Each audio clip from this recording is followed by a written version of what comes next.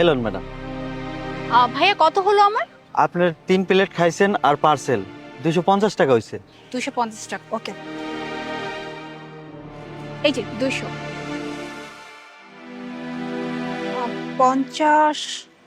50 টাকা তো হচ্ছে না ভাইয়া। আপনি এক কাজ করেন ভাইয়া, আপনি এই নোটটা রেখে দিন।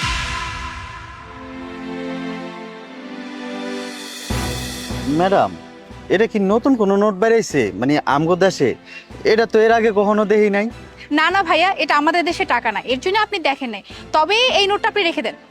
ম্যাডাম, বিদেশি নোট তো আমগো দেশে চলবো না, এটা নিয়ে আমি কি করব? ভাইয়া, প্রতিদিনই তো আপনার দোকানে কেউ না কেউ আসে, কেউ না কেউ এই নোটটা নিয়ে যাবে।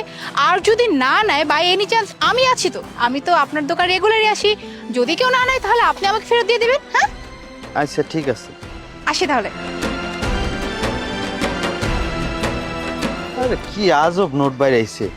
এরকম কালারের নোট তো এর আগে আমগো দেশে কখনো দেখিনি। জাগা, মাত্র 50 টাকাই তো। আর ম্যাডাম তো আহেই মাঝে মাঝে, না চললে ম্যাডাম এটা ম্যাডামেরে দিয়ে দিম। স্যার, এই নেন। কত হয়েছে? আপনার বিল হয়েছে 250 টাকা। 50 টাকা পাইবেন না, এটাই দিলাম। আচ্ছা, এটা তো বাংলাদেশি টাকা না, এই টাকাতে আমি কি করব? স্যার, সকাল থেকে তেমন একটা বেচা কিনা হয় নাই। এই 50 টাকা ছাড়া আমার কাছে আর নাই। একটা ম্যাডাম দিয়ে গেছিল, ম্যাডাম কইলে এটা চলবো। ঠিক আছে, কিন্তু এটা তো দিনার, এটার দাম তো 10 থেকে 12 হাজার টাকা। কি কোন? 10,000 টাকা? স্যার, আপনি কি আমার লাগে মজা লইতাছেন? হ্যাঁ, কিন্তু সেটার জন্য তো আপনাকে এক্সচেঞ্জারে যেতে হবে। আর এক্সচেঞ্জারে গেলে আপনি 10-12 না 15 হাজার পেতে পারেন। এই এক্সচেঞ্জার, এটা আবার কি? এটা কোন জায়গায় পাবো? আচ্ছা, তাহলে একটা কাজ করি, আমার কাছে কিছু টাকা আছে, আপনাকে কিছু টাকা দিয়ে দিই। আপনাকে তো আমি 15 হাজার দিতে পারবো না, 10-12 দিয়ে দিচ্ছি, ঠিক আছে? আপনি আমার 10-12 হাজার দিবেন? ঠিক আছে স্যার, আমি তো আর ওই এক্সচেঞ্জার নাম এক্সচেঞ্জার এটা কি কয় বুঝি না। আপনি আমার যেটা নগদ আছে ওইটাই দিয়ে দেন। নিন, এখানে 12 হাজার টাকা আছে, আপনি সেটা রাখুন। স্যার, সত্যি সত্যি আপনি আমার এতগুলো টাকা দিয়ে দিলেন এই মাত্র একটা নোটের লেগিয়া? আর বাবা, এটার দাম অনেক টাকা, বললাম তো। আচ্ছা ঠিক আছে, থাকুন তাহলে আপনি। আচ্ছা ঠিক আছে স্যার। আসি।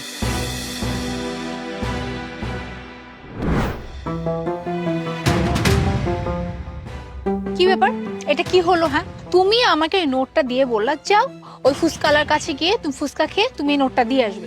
ওকে ফাইন, আমি দিয়ে আসলাম। এরপরে তুমি কি করলে? তুমি নিজে গিয়ে আবার এতগুলো টাকা দিয়ে নোটটা ফেরত নিয়ে আসলে। মানে এসব হচ্ছে কি, আমাকে একটু বলবে ক্লিয়ারলি? আমি যখন তোমার কাছে টাকা চাই, কই তখন তো তোমার পকেটটা খালি হয়ে থাকে। তখন বলো না আমার কাছে এখন টাকা নাই, এই নেই সেই নেই। আর ওই লোকটাকে তুমি অযথা এতগুলো টাকা দিয়ে আসলে। আরে বাবা, তুমি আমার কথাটাকে শুনো, তারপর যা মন চায় বলো, সমস্যা নেই। আর টাকাটা যেহেতু আমি দিচ্ছি, অবশ্যই একটা রিজন আছে। কি রিজন শুনি?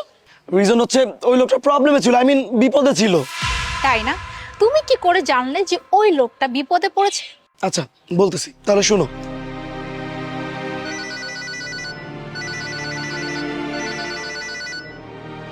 হ্যাঁ বইনা ক।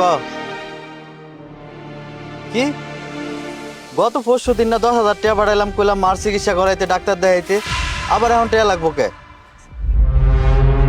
কি?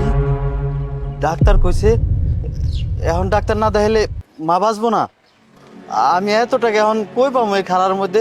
এমনি দোকানে বেচা কিনা নাই। আচ্ছা রাখ, দেখে আমি টাকার ব্যবস্থা করতেছি। এত টাকা আমি এখন কই পাই?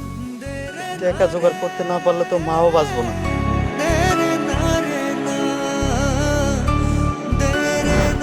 আর এই জন্যই ওনাকে এতগুলো টাকা দিয়েছি। আর তুমি জানো, উনি যখন ফোনে কথা বলতেছিল ওনার চোখ দিয়ে পানি পড়তেছিল, আমার এটা দেখে খুবই খারাপ লাগতেছিল। আর এরপর কতগুলা কাস্টমার দোকানে আসলো, কোনো কাস্টমারকে সে বললো না যে ভাইজান আমার মা অসুস্থ, কিছু টাকা লাগবে, সাহায্য করে যান। সে তার মতো সেম দামে আবার ফুচকা বিক্রি করতেছিল। কতটা আত্মসম্মান ওনার! আসলে গরিব হলে হয় না, গরিবদের আত্মসম্মান থাকে। তা আমি চিন্তা করলাম যে এই লোকটাকে তো সাহায্য করা দরকার। এখন তুমি হয়তো বলতে পারো যে ডিরেক্টলি টাকা পয়সা দিলেই হইতো, এভাবে নাটক করে টাকা দেওয়ার কি দরকার ছিল? তুমি তো ভালো করে জানো যে আমি দান গোপনে করতে পছন্দ করি, আমি কারোর সামনে শো অফ করে দান টান করতে পছন্দ করি না। তাই যখন দেখলাম যে পকেটে 50 দিনের একটা নোট আছে, সেটাকে কাজে লাগালাম আর সেটা দিয়ে তোমাকে পাঠাবো। আচ্ছা ঠিক আছে, মানলাম। কিন্তু তুমি ওই লোকটাকে যে নোটটা দিয়েছো, ঠিক আছে, ওইটার দাম মাত্র 200 টাকা বাংলাদেশি। হ্যাঁ, আর তুমি ওনাকে কত টাকা দিয়েছো? 12,000 টাকা। কিসের জন্য? আরে বাবা, সেটা তো তুমি আর আমি জানি, ওই লোকটাকে জানে নাকি? বুঝছি বুঝছি, ভালো একটা কাজই করেছো। কিন্তু এই যে শোনো, আমি তোমার বউ, হ্যাঁ, মাঝে মাঝে আমার পিছনে তো এতগুলো টাকা ভাঙতে পারো, তাই না? আচ্ছা ঠিক আছে বাবা, খরচ করবে, এবার বাসা চলো। এই টাকা দিয়া এবার আমার মায়ের চিকিৎসা করাম, এবার আমার মা সুস্থ হইব, আমার মা আবার আগের মতো হাসবো, আমার মা আবার আগের মতো আমার লগে কথা কইব। আমার মা কতদিন ধরে আমার লগে হাইসে কথা কয় না, আমার বাদল কয়ে ডাকে না, আমার মা।